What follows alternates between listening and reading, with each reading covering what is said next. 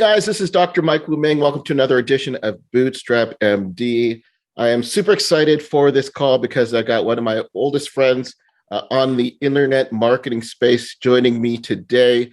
He's an accomplished internet marketer, entrepreneur, who over a decade ago took a major gamble with his life by financially quitting his corporate job and starting a business of his own. That story kind of resonates with me. He became an offline and online success. He now generates millions of dollars in sales, transforming people's lives. And he does it through something which is known as Kindle. He's the founder of the Kindle cash flow system. He's going to talk all about it today. I want to welcome to the show, Mr. Ty Cohen. Ty, how you doing today? Mike, I'm doing fantastic. Even better to be here. You know, I'm excited to hear what we're going to talk about. So I was trying to think before we did the interview. I've known you at least, 10, 15 years, something like that?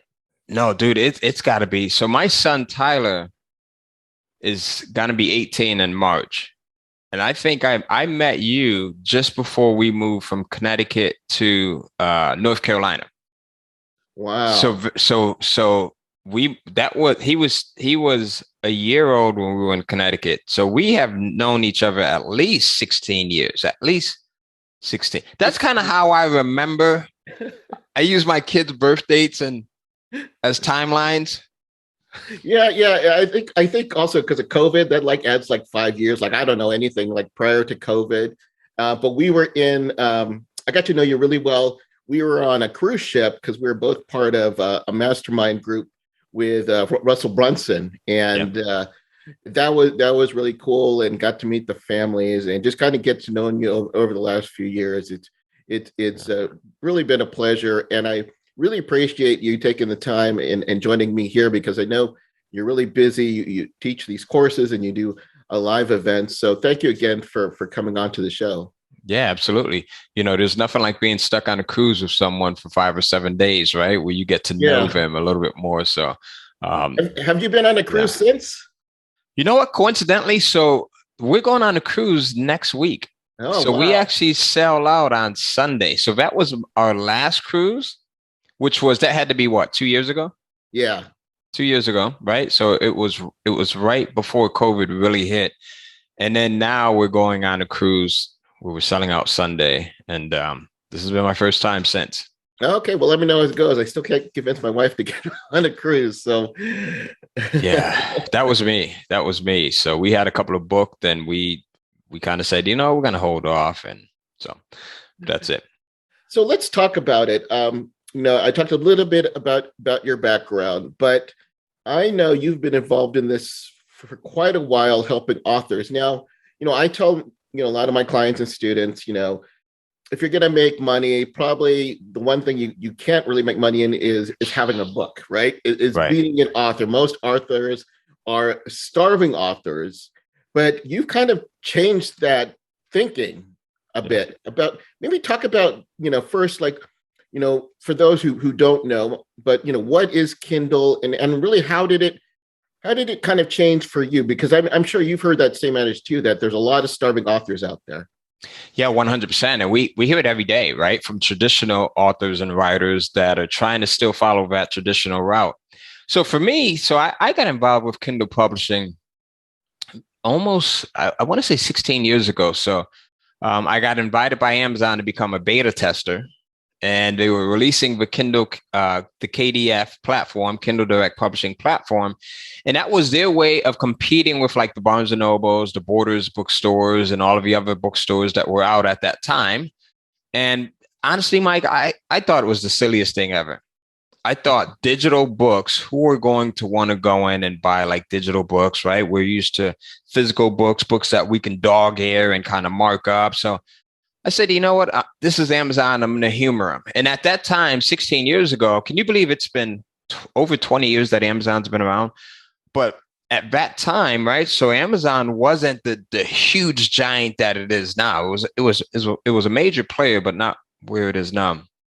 And I said, you know what? I'm going to humor them because I was selling a lot of physical books through what was known as the Amazon Advantage program at that time. So with the Amazon Advantage program, it allowed people who were authors and publishers who had physically printed their books up independently to ship out, 20, 30, 40, 50, 100 books to Amazon, and Amazon would store them, they would ship them, they would take the orders for fulfillment, handle customer support and everything. So that's how they kind of got in contact with me and said, hey, you're selling a lot of physical books. We'd love to have you beta test this program. I reluctantly jumped in. I took the digital format of one of my physical books, which was a book for musicians. It was a book that taught musicians how to start their own independent record label.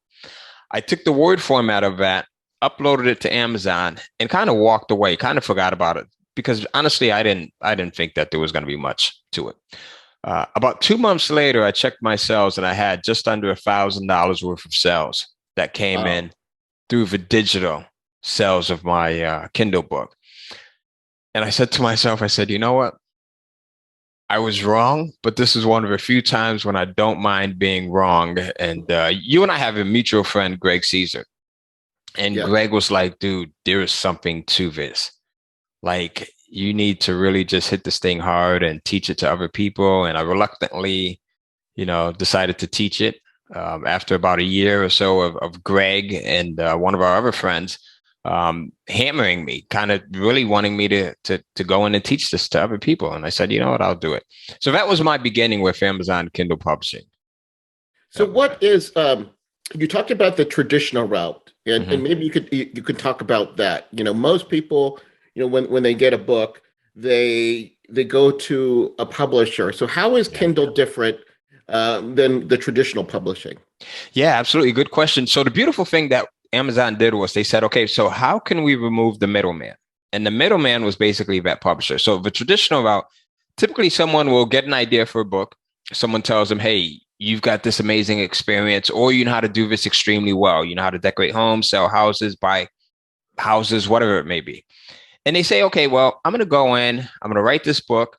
I'm going to submit my manuscript to a publishing house.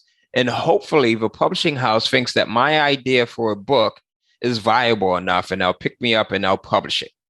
Right. So that's that traditional route. Now, the problem with that is there's a few things. Number one, publishing houses, they get a ton of submissions, right? They get tons of submissions.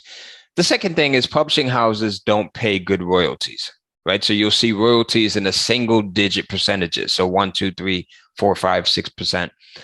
So Amazon said, here's what we're going to do. We have this platform. It's a global platform. We're going to open it up for anyone that has content, right? So content being a book. And the beautiful thing about that is they said it doesn't even have to be in a traditional length, right? So it doesn't have to be a 100-page book, a 200-page book. You can come in and upload a 25-page report and sell that on our site, and we'll make it available to our audience. And at this point, Amazon has just over like 600 billion customers. We're not talking about just people that go in and just surf, but actual customers and credit card numbers. So they did that. That was the first beautiful thing that they did. They made it available to just anyone, any country, any experience, as long as you have content. The second thing is they made this available for free. So you can go in and you can upload your content for free. The third thing is the percentages. So they changed the playing field with the percentages, and instead of it being single-digit percentages that a traditional publishing house would give out, they give you 70%, which is insane, and they keep 30%, right? And they handle everything. So their aim in doing that was basically saying, how can we get as much content as possible and be the planet's largest bookstore? So before, do you remember, that was Amazon's really Bill of Rights, right? Is a bookstore before they started selling things like, B12 vitamins and, hand sanitizer and tires and everything else. So they said, how can we do this? How can we really shortcut our way there? And they basically said, we'll let anyone come in and publish content, and we'll give them a lion's share of the royalties that come in. And I think it was a beautiful idea. As a doctor, I wasn't used to asking for help, especially when it came to subjects outside of medicine. But then I found physiciancoaches.com. In an instant, I found hundreds of experts to help me in all aspects of life, on areas I was afraid to ask. dealing with burnout, starting a side gig, money management, even help with my marriage. And the best part? Nearly all experts are physicians themselves. After reading their profile and a quick chat, I knew I found the right mentor for me. At physiciancoaches.com, help from professional colleagues is just a click away. Yeah, and I think too, it made ebooks kind of legitimate. Yes. Because I remember back in the day, even before Kindle, I was selling ebooks. But I was doing like pay-per-click advertising when it was, cheap to do. But still there was this stigma of like, well, I don't want to get a file, Yeah. the books. And I'm sure that's true for a lot, but now it's made it so much easier. Now we don't even think about it with Kindle, where I love reading it on my iPad because I don't want to wait for the book. I want it instantaneously. I want that information. Yeah, they've normalized it, right? Because that's the exact mindset that I was in, right? Because like you, I was used to ebooks, right? Being a marketer and selling ebooks online, but it didn't seem as authentic as a traditional book would be. So that's what Amazon did. They came in and they made it to a point where my mother-in-law, who's 70 something years old, legitimately can go in and purchase an ebook, and enjoy it and instantaneously do that. And for a very attractive price point, right? So, I think that one of their advantages was that if you suggested a book to me, Mike, I was just reading Dan Sullivan's book, Who Not How. Who Not How, great book. Right. Yeah. So Who Not How. And then he just sent me this one, right? So this is the newest one, Gap in the Gain.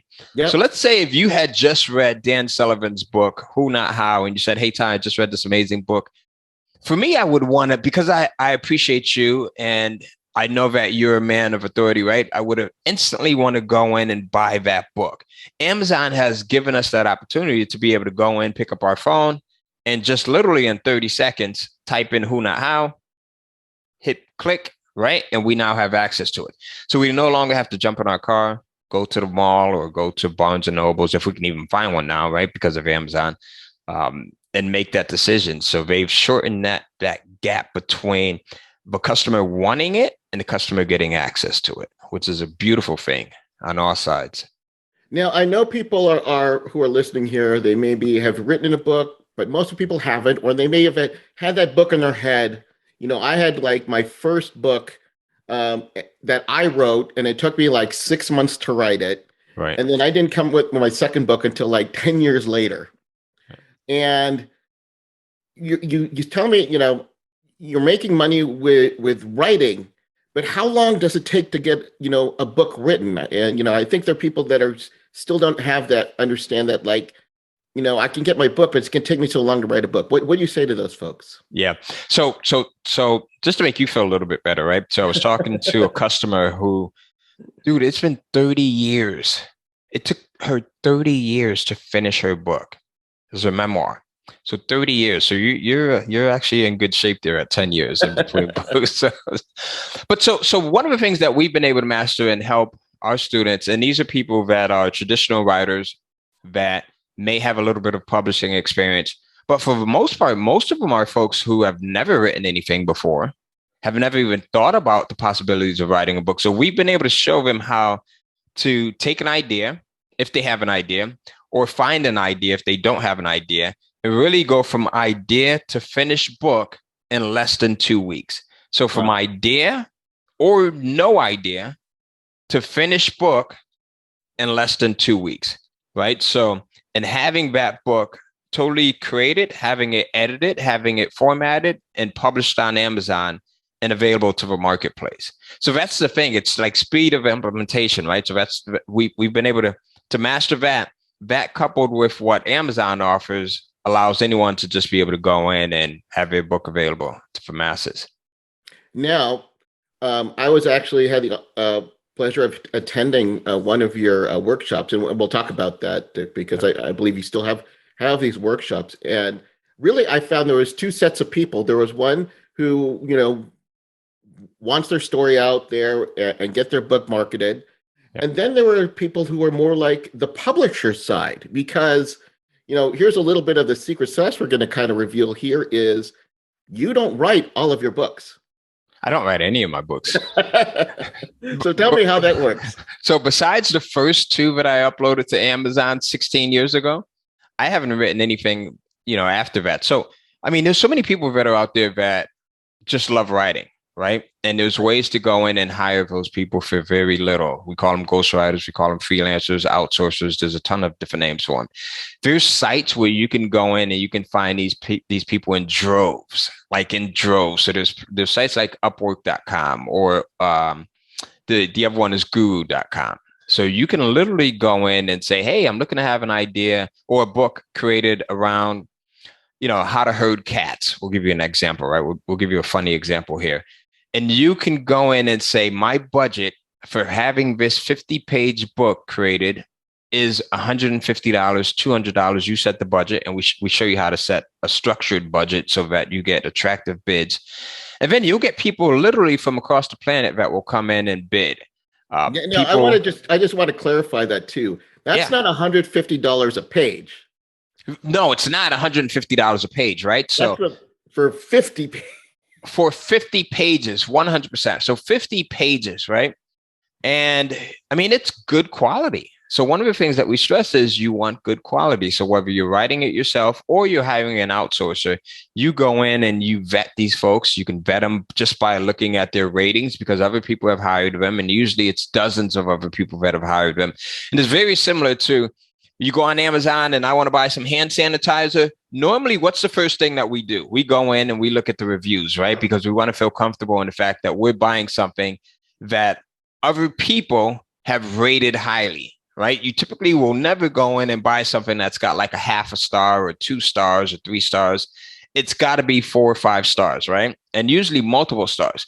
So when you use these freelancing sites like Guru or Upwork, the same thing applies here. You'll find people that will come in and bid on your projects that have amazing feedback.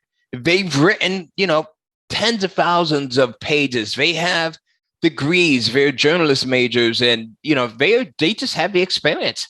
And more importantly, they're great at researching and they love writing. So for them, it's a win-win, because one of the questions that I often get is, well, listen, Ty, why would these people come in and write content for me for a couple of $100 and allow me to sell it? Why don't they just do it themselves? And that's something that I've thought about when I first got started with it. And the answer is simply that they're not entrepreneurs, and not that you have to be an entrepreneur to do this. The answer is simply that they just don't have a desire, right? The answer is simply that they overcomplicate it. And we see that a lot. People overcomplicate the simplicity in things. And then the answer is simply that they just don't know how to do it, right? They don't know how to do it. Or the answer is simply that they are doing it for themselves.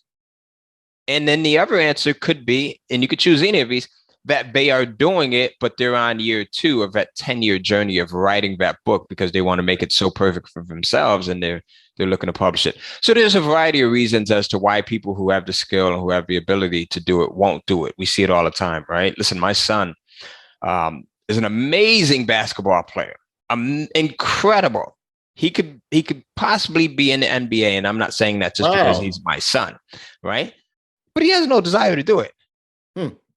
As much as I want him to go in and get the multi-million-dollar contract, he has no That's right. Let that retire. Yeah, right. He has no desire to do it. And we see that. You probably see that in your field, right? Your industry, with people who are just, they have the ability, they have the skill, they just don't have the desire. So that's it. Right. And also too, kind of a very similar question that you get too is, they don't own the content. You don't have to put their name. So people ask about that. Do I have to put their name on the book? Yeah. But it's you. You own the content, correct? 100%. So you own the copyright, right? Which gives you the legal authority to say, this is my book, right? I own the copyright to it. You own the byline right. And the byline right is simply the name that you'll put here, the author's name, right? Or you could put a pen name if you want to. We'll talk about that in a minute. So you own the resale rights, which gives you the right to take that content and resell it and make a profit from it. So byline rights, right? copyright, resell right. So now when you come in and you hire a ghostwriter or a freelancer to write your content for you, all of that is disclosed, right? So once you pay them, you own the content, you own those 3 rights right there that you can pretty much use to do anything with. So you can go in, you can give it away if you wanted to. Not that you would do that, right? But you can go in, you can sell it for whatever price point you want. Now, the thing with Amazon is, in order to qualify for that 70% commission, that royalty commission, you have to price your books between $2.99 and $9.99, which coincidentally are the best price points, right? So you want to price it in between those 2 price points, $2.99 and the $9.99, because those are price points that sell rapidly, right? They're what I like to call no thought price points. Someone sees a book priced at $7.99, you're not going to put thought into it, right? It's not like, do I pay my mortgage? Do I buy groceries? Or can I afford this $7.99 book? So you can go in and you can buy it. But yeah, so that's a great question. So what do you do as far as the pen name? If you want to go in and put your name on it, right? I personally don't put my name on any of my books. And I'll tell you the reason why I don't do that. Because I publish books under different niches. I publish both fiction and nonfiction. And I don't want to be seen as the jack of all trades. Right. So if I'm publishing a book, a romance novel, and then I'm publishing a book on how to buy houses, or a book on how to homeschool my children, or how to grow Japanese tomato garden, right? You look at that offer and you're like, wow, this guy's doing everything, right? Which one is he truly good at? Right. So you can use a pen name, which about 50% of my students actually choose to go in and use a pen name, because they do publish multiple pieces of content. And then there's students who come in and they're writing their own content, or they're hiring a ghostwriter to write their content, and they just want to have their name on it. And there's nothing wrong with that. So they can go in and they can put their name on it. And both ways are totally legal. Both ways are totally allowed by Amazon. And as a matter of fact, with Amazon, you can have multiple pen names if you want to. So you can have, Mary Jane, who wrote this book if you wanted to. And then you can have Betty Sue, who wrote this book if you wanted to. And they both, are under your publishing account. Now, I want to get back to something that you mentioned, because, again, I kind of know what some of the questions that you're going to get. Well, you say Amazon, that seems like a lot of money, that they're taking 30%. Yeah. But when you think about it, though, Amazon is the largest website in the planet. And that's what we don't have. Yeah. At least today. I don't know, maybe you're going to have it in the next few years' time. But now, in terms of shopping online, that's the place to go, right? They've got the credibility. They've got the name, and there's no cost to joining Kindle Publishing, right? Or is there? No, there's none. And think about it, Mike. So, one of the examples that I like to use is if you're going to open up a hamburger stand, right? Mm-hmm. And you have a choice between opening it up just anywhere in your neighborhood and opening it up in a neighborhood where you have folks who traditionally have been known to love to buy hamburgers. Every hamburger stand that's in that area is totally booked out, right? Like, meaning if there's lines, right? The prices are just amazing. They get great reviews. They have that customer base in that area. You prefer that area where there's traditionally been people who love to buy hamburgers, right? You want to go where the marketplace is. And that's what Amazon gives us versus trying to look. We both sold ebooks in the past on our own websites. And what you have to have in order to do that is you have to have the customers. And I think you kind of talked about running ads, right? So you would have your website, and then you have to go on Facebook or Google or wherever it is, and you've got to send customers to that product. One of the advantages with Amazon is you can go in and you publish that book to Amazon, and Amazon has this built-in loyal customer base already that's purchasing. My wife just bought something earlier off of Amazon a couple of hours ago. I just got reminded that I have to go in and buy something. I'm going in and buying some supplements earlier, right? So, or later when we finish this interview. So it's like, do I go to the grocery store? Do I go to CVS? Do I go to Walgreens? Or do I just pick up my phone or just go on Amazon? And right. So they give us this unfair advantage here by being able to publish content to their site and then having this built-in customer base of people that have a ton of credit cards. I want to ask you a question, Mike. I want to flip it real quick for you. Yeah. How many of these do you have listed on your Amazon account? This is a credit card right here. How many credit cards do you have listed on it? Well, let me ask you a question before I even get there. Do you have an Amazon account? Yes. Have you ever purchased off of Amazon? That's not today, a trick question. I haven't today, but it's generally every other day. This month, have you ordered anything off of Amazon? Yes, I have an account. My wife has an. Actually, we got two accounts. My wife has an account. Yeah, our Amazon delivery boy. Delivery person, they probably hate us because we have this long driveway and it's gated Right. and they can't really turn around, but they have to drop off our package at this right spot, Right. or they don't get credit for it. But yeah, they're there almost every other day. Yeah. And just like here, right? So if I look out, I'm in a cul-de-sac I live in, right? So I can easily see 3 or 4 houses here. And Amazon, they stay in this circle.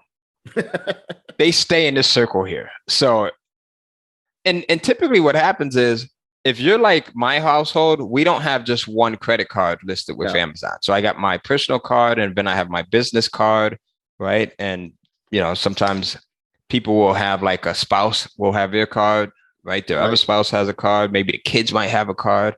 So Amazon has done a masterful job in being able to really build up this loyal customer base that orders multiple times. And it's not just with, books that or things that are not books. Books, the same thing. I've got so many Kindle books that are on my phone. So I have a Kindle app on my phone. I've got so many books that I have not even read because Amazon has made that process of buying books easy. Mike tells me about a book. I go in and I type it in, even if I don't even have it in my schedule to be able to read this book for 3 or 4 months down the line. Right. So it's craziness if you think about it. Right. Because yeah. And to answer your first question, there's probably about 5 or so cards, about 20 expired cards, but I even have an Amazon credit card. So yeah. You they see really that? got me. Yeah. So I'm in their eco. But let's talk about it. Because you mentioned the books, $9.99, but that doesn't sound like a lot, but I know you and your students are making a lot of money with this. You want to share some of the numbers?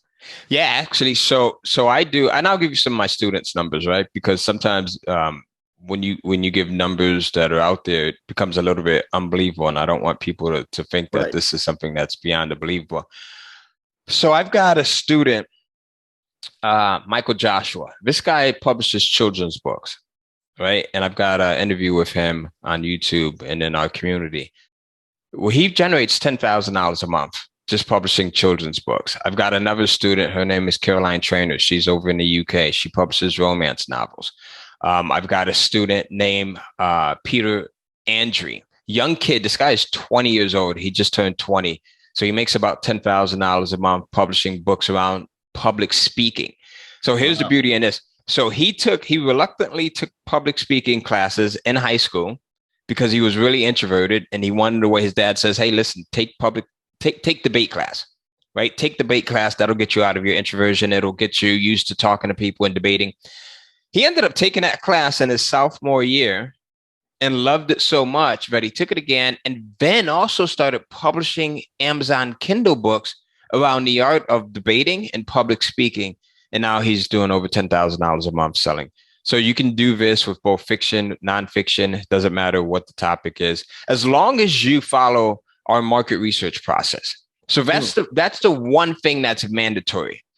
So the first thing that we teach people is to conduct market research. And that is so that you're not guessing about what actually will sell. With a scientific, sense of degree there that the topic that you're going to publish has more certainty in selling than had you not done your market research. So it goes back to like anyone that started a business before. If you go in, you start a traditional brick and mortar business or any type of business, hopefully you're going to find out if there's people that actually want the product or service that you're buying, right? You don't start manufacturing these B12 vitamins and everyone on the planet has like this allergy to B12, because that wouldn't be a great business to start there. So hopefully you go in and do some market research. And that's why we have students that are so successful, because we teach that aspect of doing the market research first and making sure that you stick to exactly what we show you how to go in and do.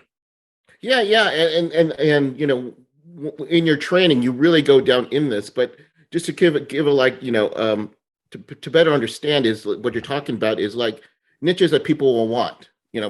but people will want, continuously, over and over. because I think the thing that what I really love, and I mentioned, we've been talking about what I call RGA, or revenue generating assets, Yeah. in that you're creating this thing once and it's continuing to generate revenue for you. Yeah. Over and over. Yeah. Over and over again. And it kind of reminds me, like, with, the Madden, John Madden recently passed away. Yeah. But every time the game comes out, you had to purchase it. 2019, 2020, 2021. And because they know their market and they know that it can be sustainable. Yep. So when you're looking at niches, you want to look at things that are going to be sustainable. If you came out with a book, I don't know, you're probably may or may not remember Y2K. Yeah, 100%. Yeah, Y2K. Had everyone on the tip of their seats, right? Wondering what's going to happen at New Year's. How many books do you think they sell on, like, how to beat Y2K? How to overcome Y2K in 2022? Yeah. Probably doesn't sell anymore, right? Yeah, not at all. Yeah, and that's the other thing. So we teach people, how to avoid the fads, right? So you don't want to go and publish a book around fidget spinners. I don't know how old your kids are, but I remember those. Yeah, so fidget spinners, right? It was all a rave for maybe about a year, maybe 18 months. And almost any store, dude, we could go into grocery stores and you would see shelves of fidget spinners. Yeah. You could go into Target and you would see fidget spinners. You can go into the dollar store and you would see fidget spinners. Now you would have to hunt, right? You would have to literally probably go into 50 stores before you were able to find a fidget spinner, because it was this fad. It was this thing that, yes, it sold really well, but it was short-lived. So we teach people how to avoid the fads, the short-lived ideas, right? And instead go in and publish content that's evergreen. And the beautiful thing about it is there's so many different topics that can be considered evergreen. If you look at something like, there's so many health topics that could be considered evergreen, right? Relationship and dating material can be considered evergreen, right? If I want to learn how to become a better husband, there's probably a book that was written 20 years ago that's still relevant, and I can go in and read that and instantly become not instantly, but you get the idea, right? Become a better husband. If I wanted to go in and be a better dad, or we were having our first kid, I can go in and read a book on, how do you raise your first child? So those are the types of topics that we teach people to publish, evergreen content that is going to be around for the next 10, 15, 20 years. And again, fact or fiction, right? So we can go in and publish a romance novel. My son, Tyler, this dude started publishing his first books when he was 15. And I think you actually got to meet him at our 3-day event. Right. So you got to meet him. Now, Tyler, he's gotten a lot bigger since you attended our event, because I think that event was right before COVID. I think it was in February. That was in February. Just before COVID. So now he's on the football team, big guy, right? A manly man. But guess what he publishes? And you may already know the answer to this because you were at the event. I think I know, but I won't spoil it. Right. But he publishes romance novels. Right. So he publishes romance novels, and it's not because he just loves sitting around reading romance novels. That's the furthest thing from the truth. But it's where the money is. Right. They asked at one point, they asked one of the world's greatest bank robbers at one point. This was back like in the 60s or 70s. Why do you rob banks? And his answer was, because that's where the money is. So luckily now, with the help of Amazon, you don't have to go robbing a bank. You can go in and you can publish content, right, that is already in demand, that's evergreen, that's going to continuously sell. You upload it once, as you alluded to, and it continuously sells. And you follow this process, and you can publish content that leads you to the money. So right. And the thing is too is like there's always money you could leave on the table. Yeah. Because when I went to your event, it was like realizing Amazon is a global company. Yeah. And with that, there's Amazon, because I know you not only get paid, for English, but you have Spanish and French, German, and all Portuguese, of these different language. So you get your books, and you tell your students, to get them translated, correct? Yeah. Yep. So we get them translated. So now the process is once you get a book that's selling well. So the first step, right, what we like to teach our students is, and this is how you go in and you can create multiple streams of income. Right. There's a few ways. So you can create multiple streams of income by simply just publishing additional books, because each book becomes another stream of income. But the other way is, once you get a book, if I publish 2 books, if I've got both of these books, and coincidentally, this is my newest book, Kindle Publishing Secrets, and we can give your listeners, your viewers, a free copy of this if you want at the end of this thing. Okay. But if I publish both of these books, and one of them tends to like really sell well, what we teach our students is the next thing you want to do is you want to go in and have it translated into Spanish. So using Upwork, using Guru, the same freelancing sites that I shared with you earlier, you can go in, you can find someone that is highly proficient in Spanish that does translations for a living, and they can translate your book for a couple of $100. And now you've reached an additional market that traditionally would have been outside of your reach because they don't read English or they're not comfortable in reading English. So that's, once you get a book that's selling well using our processes, we then tell you, we say, hey, go translate this thing into Spanish. And then the next thing that we do is we'll say, hey, go in and have it converted over into an audio book. And now you can sell it on Audible. So now if you go over to Amazon and you pick up this book, you'll see in the same book's listing on that same page, you'll see the English version. You can see the translated Spanish version, and you can see the Audible version. So the audiobook version of it. And that doesn't cost a lot to have done either. So once you have your book translated, like I said, that's a couple of $100 to get it converted over into an audio format. That's a couple of $100. And now you've created 2 additional streams of revenue out of one. So out of that Kindle, that format. Yep. Yeah, and it's true because, you know, my wife, she sometimes she makes fun of me because I said, hey, I just read this book. Yeah. She says, well, you didn't really read it. You listened to it. But I don't have time to read, or when I read, I'll fall asleep easy. But if I'm going to one of my clinics, or like I said, I'm driving to Las Vegas in a few days, I'm going to, load up a few Amazon Audible books. Yeah. And now you're getting an audience that you may not have been able to reach before. 100%. I'm like you, so I'm always super busy. I like reading, but I just don't have the time. Yeah. Right. So, and another thing that I found is that my retention has changed. So I'll read, and then I'll start to wander. I'll think about the podcast interview I've got to do with Mike or whatever it may be, pick up the kids from school. So now my focus is wandering, but I can go in and I can download Audible, the app from Amazon, and Amazon owns Audible. Coincidentally, if you're watching or listening to this and you're wondering, are these 2 different companies? And then I can go listen to my audiobook. So my wife and I were driving down to the beach later on this afternoon. So we've got a 3-hour drive. We're driving down to Myrtle Beach. Guess what I'm going to do? So like you on your drive to Vegas, I'm going to go in. I've got a couple of books already that are already in my account that I've been meaning to get to. So this gives me 3 hours now to go in and listen to an audio book, and I can knock that out, right? So the way Amazon has put everything together, I think it's been brilliant because they didn't own Audible. Audible was a separate company. Then years ago, they went in, they purchased Audible, and they said, this is the perfect add-on. So now we can give people another outlet to go in and publish to. And just like publishing to KDP, Kindle Direct Publishing, you can also publish to Audible. So yeah, and everything kind of cross promotes, because now I have it like where if I'm on the Audible, I'll get this message say, hey, do you want to get the digital book? Yes. As well to accompany it.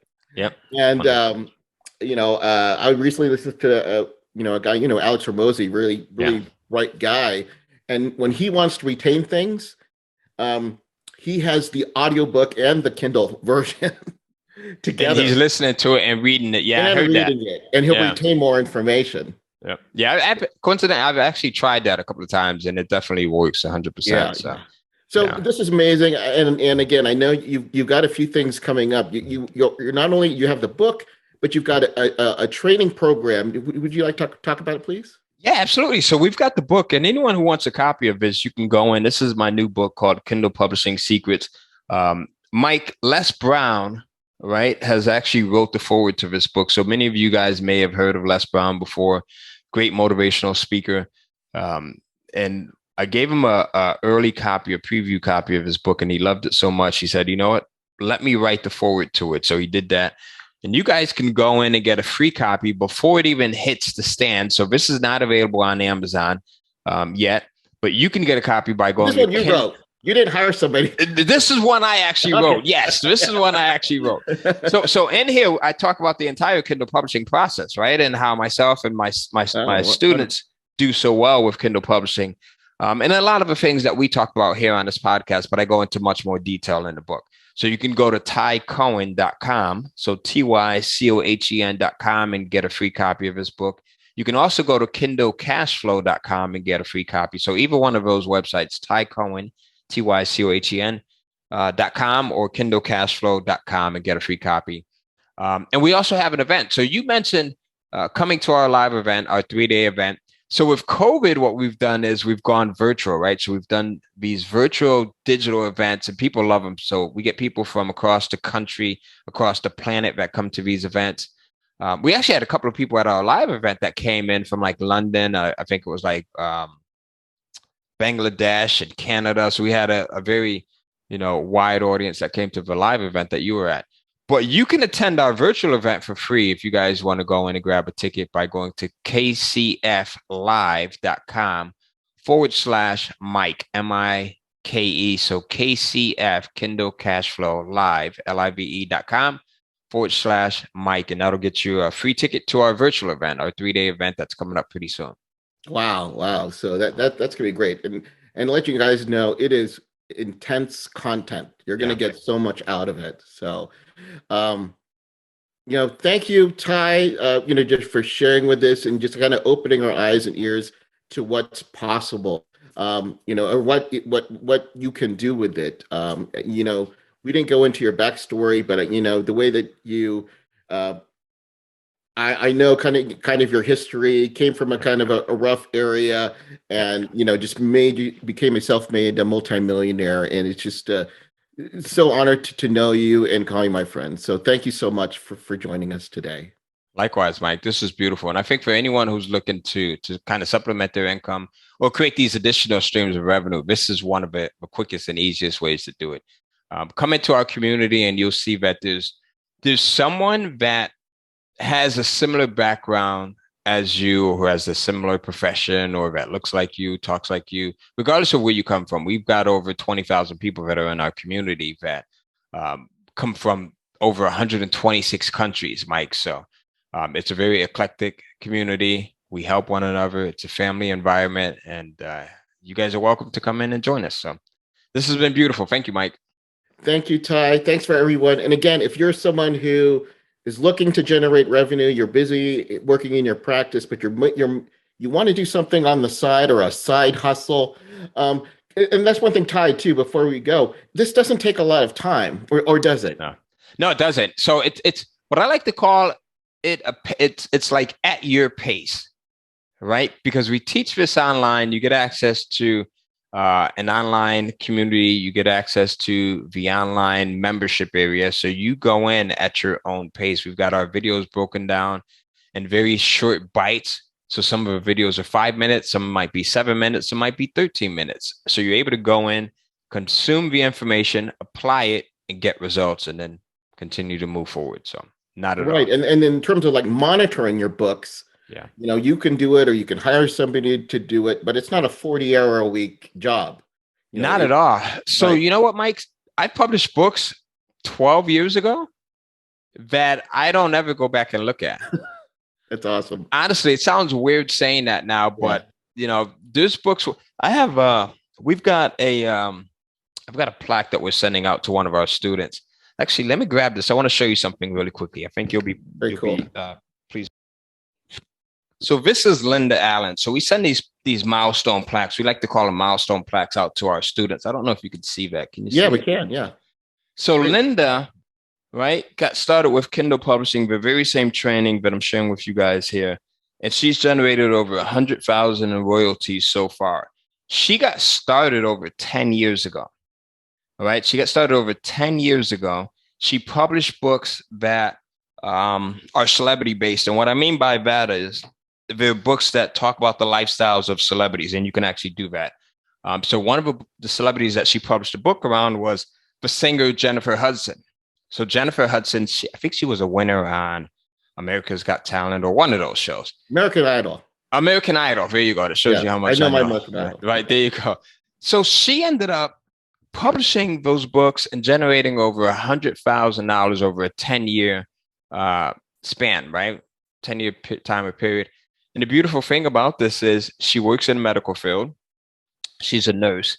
So she hasn't looked at her books in years, but she continues to get these checks every single month, right? She gets these deposits into her bank account every single month. And we're honoring her. She's actually at about 111,000, and that's one of the plaques that we're sending out to her. So there's so much that you can do with this, and you don't need a ton of time to do it.